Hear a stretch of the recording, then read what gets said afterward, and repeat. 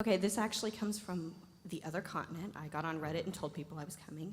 So she sent me a question. She's doing her dissertation on Gilmore Girls, so I want to make sure I get it right. So I'm going to read it exactly the way she read it for me. Okay, how much thought and awareness is going into giving each character linguistic uniqueness and at the same time showing their strong relationship links with each other in terms of their dialogue? I know they weren't allowed to stray from the script at all. So how did Amy make sure that you had a strong idea about how they sounded and why?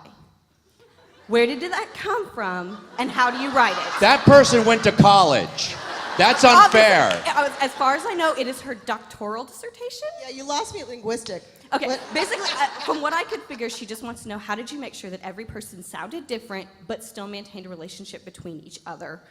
I'm a writer, man. That's what I gotta do. I can't do open heart surgery. I got no other skills. If I didn't do that shit, who's gonna watch the show? I mean, it's, I don't know. It's like you gotta hear them in your voice, in your head. You gotta like hear who the person is and know, well, this person would say it that way and this, and if they sound too much alike, then you're like, well, that's not gonna work. If anything can be given to somebody else, if any joke of Lorelai's I could have handed to Rory or to Emily, it's not a good joke. Right. Because it's gotta only work for Lorelai. So that's called, you gotta be your own worst enemy and be hard on yourself.